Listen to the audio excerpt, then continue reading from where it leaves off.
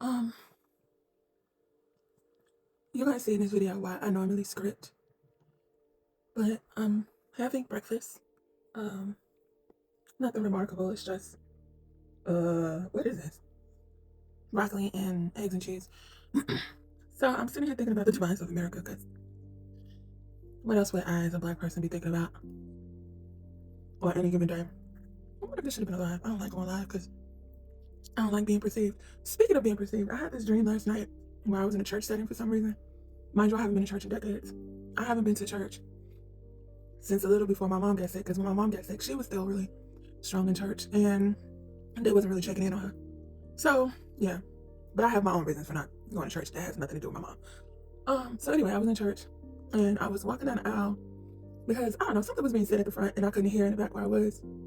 So I went to the front to sit down, and people were like, oh my God, oh my God. And they were looking at me, and I was just like, I walked in. Oh no, okay, this was a different dream, because I had two different dreams last night where I had the feeling of eyes on me. One of them was, well, the first one happened, but that was a whole different dream. And maybe I'll say more about that dream in another video. But this other dream that I had was, like, I had made it to this place that we were going to. Some like shamans had helped me make it to the place. And so people were like waiting on, I was in part of the last group to come, and when we came in, everybody was cheering and stuff. And I was like, hey. And I was like, so many eyes on me, so many eyes on me. And I just think it was funny that even in my dream, I do not like being perceived. Anyway. So I'm trying to like figure out, how can we set up a society where we still maintain our standard of living as far as like what technology has allowed for us, while also doing away with capitalism, because our lives were never meant to be commodified. That's just not the way it works in nature. Like, we were meant to live as a community of people. I don't think we were even, I think we were all meant to live separately together. And I mean that in the sense of, like, when you look at nature, lots of animals live in forests together. The only time they run phase with each other is when they're hungry, because the only time animals kill, for the most part, is when they're hungry.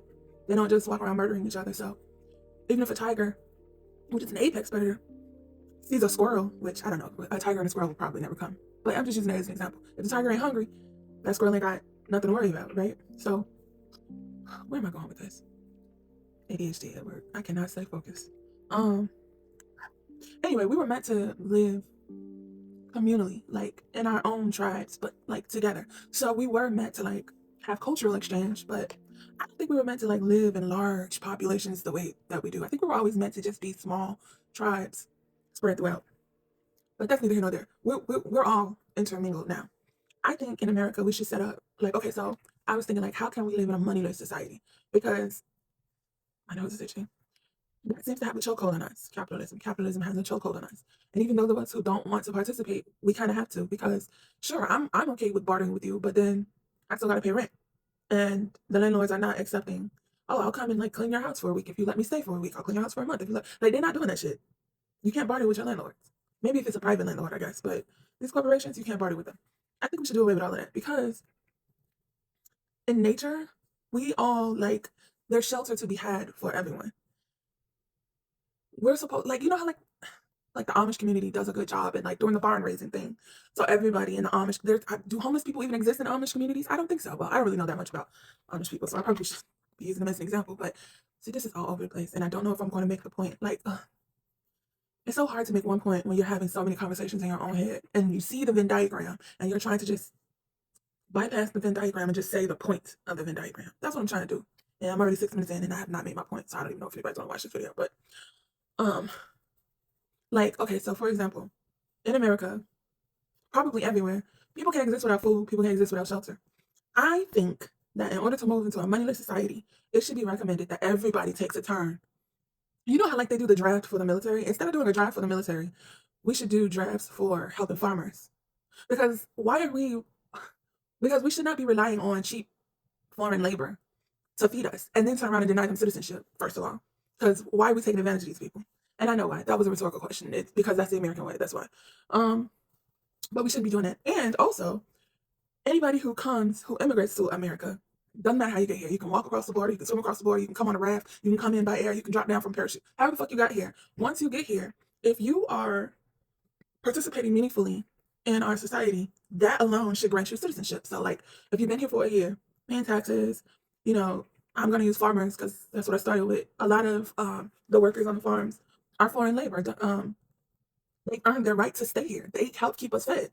They deserve, first of all, they deserve uh, uh, uh, to live comfortably here. We all deserve to live comfortably because if you're going to force me to be born, I should be clothed, fed, and housed at the very least. And when I get sick, I should be taken care of at the very least. That used to happen before colonization. Tribes took care of each other. We helped build each other's houses, and it was all free. And I don't see why we can't go back to that. These things are needed, so I think that everybody should just take turns doing it. Like there should be a draft. Like okay, as soon as you turn a certain age, and in school, kids are learning how to farm and how to build, and doing the construction. Like that's what the school is preparing them for when they go to school. Of course, they're learning math and science and psychology. They can still learn all of that as they get older, but the younger kids they're learning how to grow things. This should have been alive because I'm 9 minutes in and I have not made my point. Anyway, short story long, I guess. My whole point was we could move into a moneyless society and still have restaurants. Like the major things that we need, things that keep us fed, the construction, building houses, teaching, things like that, the important things. If we remove commodification from all of those things and it's mandatory for everybody to do a rotation in doing these things, we can help serve the community.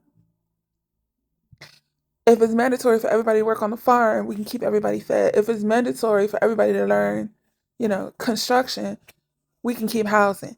And it's okay if you're not interested in being a construction worker, if you're not interested in being a farmer, it's fine because there's millions of us, maybe billions of us in America. I don't know what our population is, but it's a lot of us. You only have to be there for like a week, or maybe you only have to do a month. And there's so many of us that you may never even have to do it again because it's just going to continue to rotate people in. It's going to continue to rotate people in.